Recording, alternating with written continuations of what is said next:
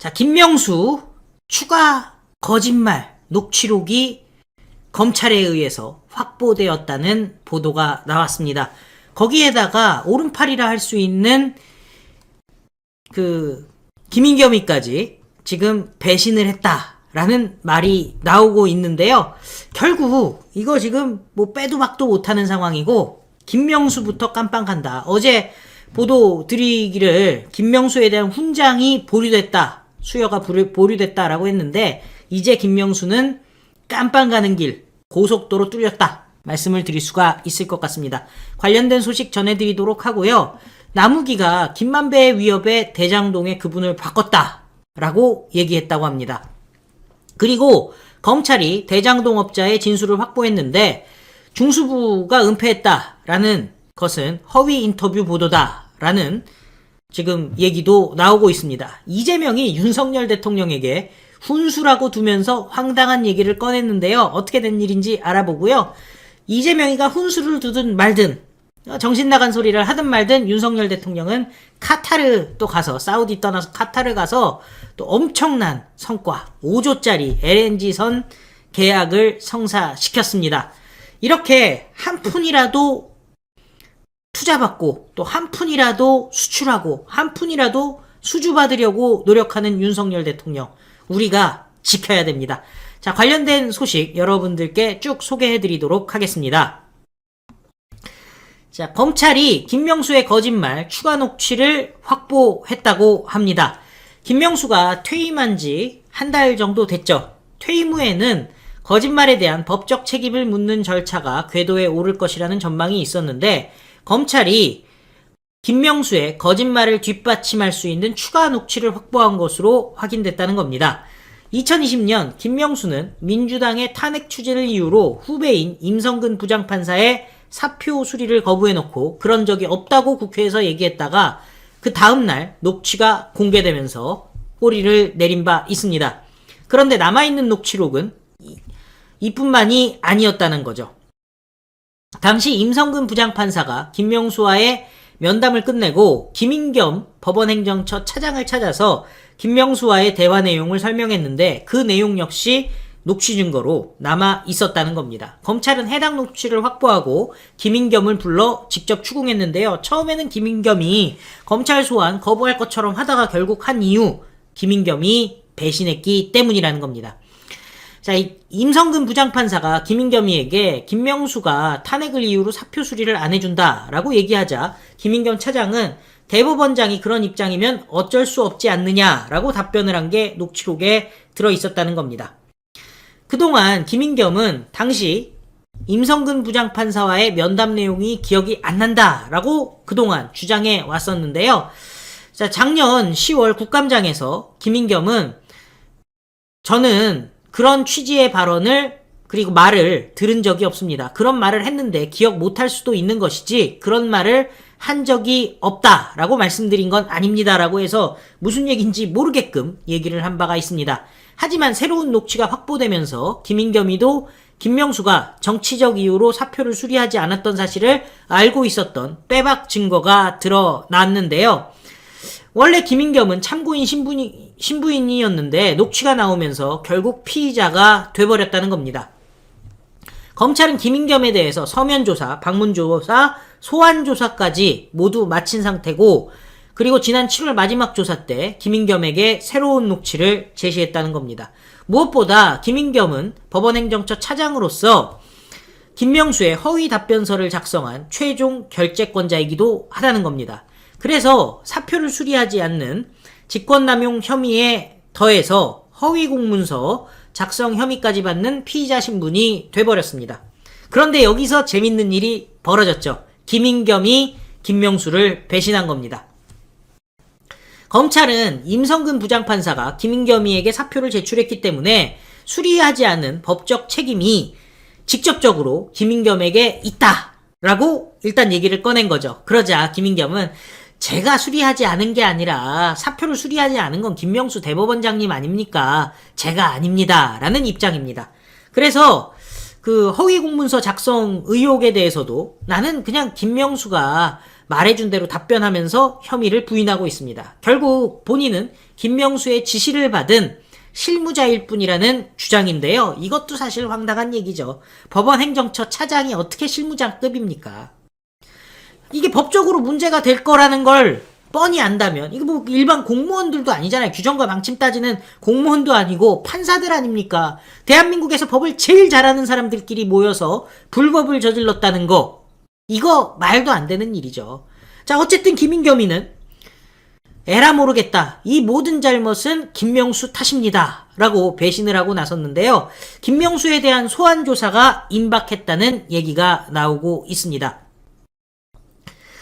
자, 중앙지검은 최대한 빨리 김명수를 부른다는 방침인데요. 다만 수사팀이 한 달 전에 교체돼서 자료 검토를 새로이 해야 되는 문제가 있다라는 얘기가 나오고 있습니다.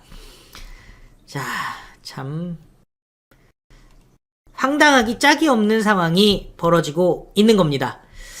자, 도대체 대한민국 사법체제의 꼭지점에 있었던, 정점에 있었던 김명수, 법에 대해서 모르는 사람도 아니고 왜 이런 식으로 망쳐놓은 것일까요? 참. 근데 이게 중요한 게 있어요. 김명수를 소환조사까지는 어떻게든 할 텐데, 김명수를 구속하려면 판사들이 김명수에 대해서 구속영장을 발부해줘야 되지 않습니까? 압수수색하려면 압수수색영장을 발부해줘야 되지 않습니까? 근데 지금 유창훈이 같은 판사들이 남아있는 이상 김명수에 대한 처리, 이거 쉽지가 않거든요. 어쩔 수 없습니다. 이게 아무리 방탄을 하려고 해도 방탄을 할 수 없을 정도로 여러분들이, 여러분들이래요. 우리도 해야죠.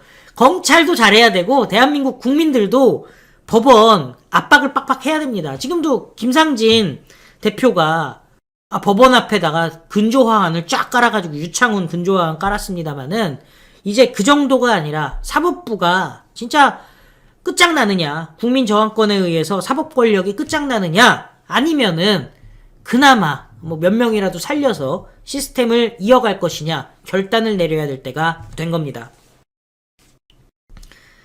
참. 근데 하여튼 웃기지도 않죠, 그죠? 법원 행정처 차장이 나는 모르는 일이고 시키는 대로만 했다. 아이고, 참 누가 책임집니까, 그게? 빨리 신임 대법원장 뽑아야죠. 오대물 선생님 말씀이 맞습니다. 예. 이기숙 선생님 한 명이라도 좀 깜빵에 넣어보자. 진짜 많은 분들이 잠이 안 오시죠. 도대체 정의를 갖다가 지연된 정의는 정의가 아니다라는 얘기를 지금 법조계에서 다 오고 있는데 계속 지연이 되고 있어요. 근데 판사들이 이게 참 진짜 기본적인 소양이 없는 것인지, 진짜 뻔뻔한 건지, 정관예우 믿고 저러고 있는 건지, 나중에 민주당에 공천 한번 받으려고 그러는 건지. 하여튼 장기표 선생 말씀이 맞아요. 판사들은 서약을 해야 돼요. 그만두고 나서 변호사 안 하겠다라고.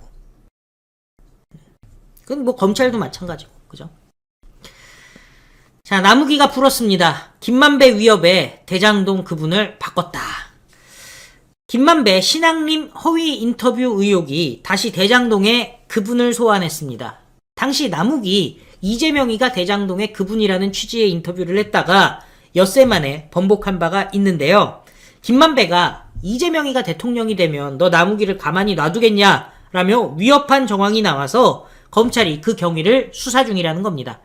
대선 개입 여론조작 사건을 수사 중인 검찰이 대장동 개발업자 김만배가 나무기에게 허위 인터뷰를 강요한 정황을 포착했다고 합니다. 지난 2021년 10월 남욱 변호사는 한 언론과의 인터뷰에서 김만배가 평소 유동규를 천화동인 1호 소유자인 그분이라고 지칭한 기억은 없다라고 말했습니다. 윗선이 더 있었을 것이다 라는 취지로 대선을 앞두고 논란이 됐던 대장동 그분이 이재명일 수 있다라는 겁니다. 하지만 6일 뒤 남욱은 이재명과 관계가 없다고 선을 그었습니다. 불과 며칠 만에 입장이 바뀐 건데요. 최근 나무기를 여러 차례 조사한 검찰이 확보한 새로운 진술에 따르면 김만배는 미국에 체류 중이었던 남욱에게 여러 차례 전화를 걸어서 너 그러다 죽는다. 나중에 이재명이 대통령이 되면 너를 가만히 놔두겠냐고 위협했다는 겁니다. 참. 이것도 사실은 말도 안 되는 거예요. 예. 결국 이재명 대통령 안 됐는데 이재명 아주 그냥 그 세상을 다 가진 것처럼 움직이고 있지 않습니까? 자, 어쨌든 송경호 서울중앙지검장이 이렇게 얘기하고 있습니다. 인터뷰에 대한 번복 경위, 누구의 손을 타고 인터뷰가 변경됐는지 확인됐고 나중에 수사 결과를 말씀드릴 때 그 부분도 함께 말씀드리겠습니다. 라고 얘기를 한 바 있는데요. 검찰 관계자는 그분의 언급이 있었고 그 이후 그와 다른 보도가 이어졌다면서 이런 행위들이 김만배 신앙림 인터뷰 내용과 무관치 않다고 본다. 라고 말하고 있습니다. 지금 김만배 측에서는 대장동 사건과 허위 보도 의혹은 별개의 사안이다 라고 얘기를 하고 있다는데요. 그게 어떻게 별개의 사안이겠습니까? 김만배는 누구를 위해 허위 인터뷰를 했을까요? 김만배는 누구를 통해 대장동 사업을 진행했을까요? 인허가권자는 누구였을까요? 답이 딱 정해져 있잖아요.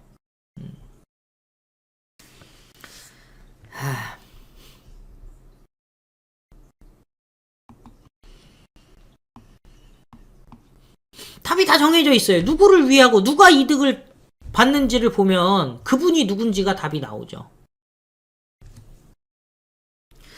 검찰 대장동업자의 진술을 확보했다는데요. 중수부은폐는 허위 인터뷰 보도다라는 얘기가 나왔습니다.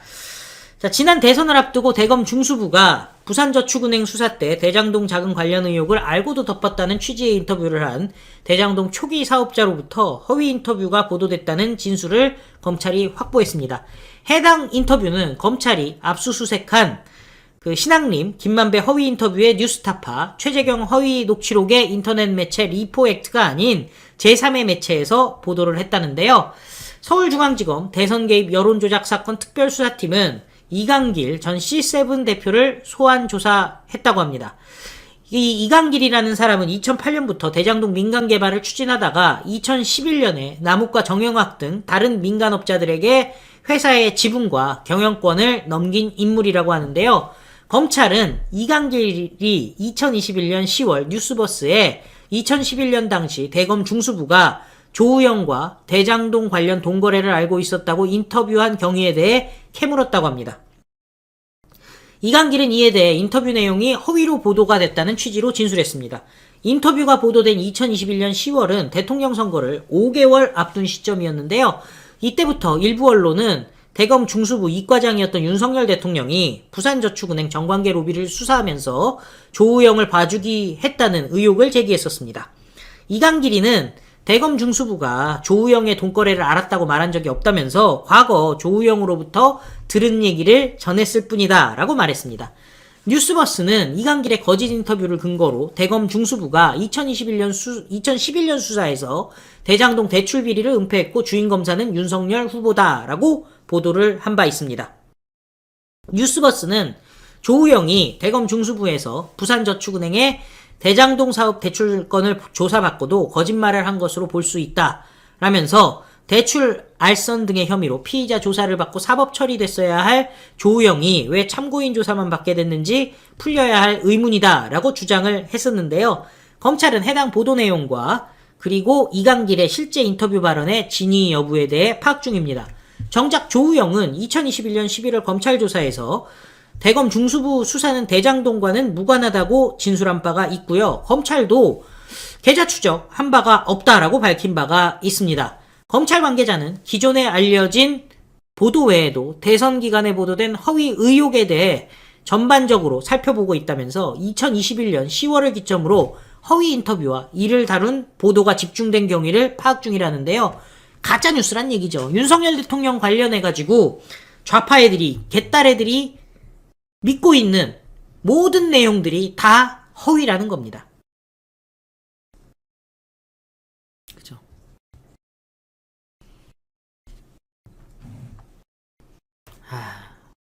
진실이라는 게 존재하지를 않죠. 진짜 황당하기 짝이 없습니다. 자, 그런데 중요한 거는요. 저자들 제정신이 아니죠. 뭐 이원욱 그 지역구 사무실에 막 쳐들어가 버리잖아요. 그리고 들어가가지고 왜 이재명 사진이 없냐? 김일성, 김정일도 아니고 왜 이재명 사진이 없냐고 난동을 폈다는 것 아니겠습니까? 그러면서 무슨 뭐 총알이 한 방 있다면은 수박들을 갖다가 당도 5짜리 수박들을 갖다가 처단하겠다. 뭐 이런 게 지금 개딸들이죠. 근데 많은 사람들이 얘기해요. 개딸들을 진정시킬 수 있는 건 이재명인데 이재명이 한마디 해야 되는 거 아니냐. 그동안 이재명이 뺑뺑이 돌려서 얘기했었죠. 개딸들을 멈추고 싶은 생각이 없어요. 아니, 본인을 지키기 위해서 주변 사람들이 세상을 등지는 사람들이 있는데도 모르는 사람이다 하는 사람인데 개딸들이 그 반명, 비명계 의원들 쳐들어간다고 해서 막을 사람입니까? 근데 더 뻔뻔한 거는 이재명이가 윤석열 대통령에 대해서 훈수를 두고 나섰다는 겁니다. 근데 이 훈수라는 게 제정신이 아닌 얘기인 건데요. 윤석열 대통령 보고 이념에 집착하지 말으라는 훈수를 놓습니다. 이건 훈수라고 얘기할 수도 없고 이거는 뭐라고 얘기해야 될까요? 스스로를 또 감추는 거죠. 지들은 완전히 이념에 경도돼 있잖아요. 좌파 이념에. 그런 자들이 윤석열 대통령 보고 이념에 집착하지 말라고 얘기하는 거는 사실상 대한민국 빗장 다 열고 북한한테 나라 갖다 바치라는 얘기 아니겠습니까?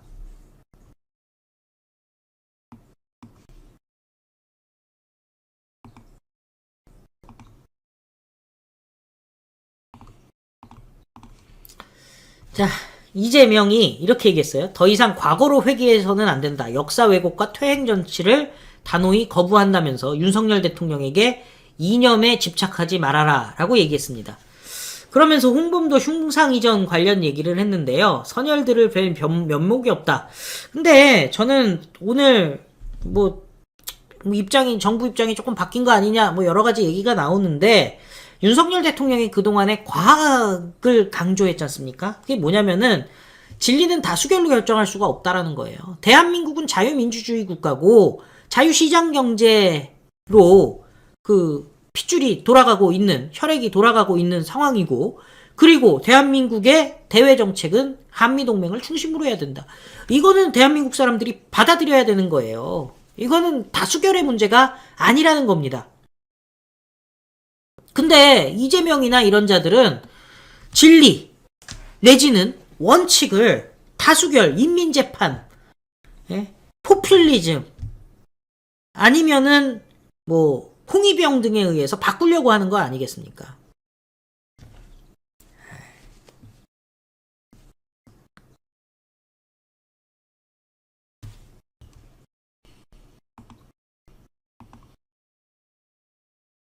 근데 재밌는 거 있어요.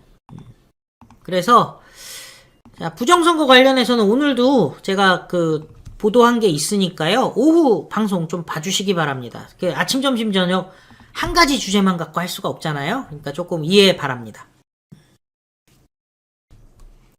자, 어쨌든 이재명이가 훈수 둔다고 해가지고 본인이 할 수 있는 건 하나도 없어요. 이재명이가 외국 가가지고 무슨 교섭을 하겠습니까? 뭘 하겠습니까?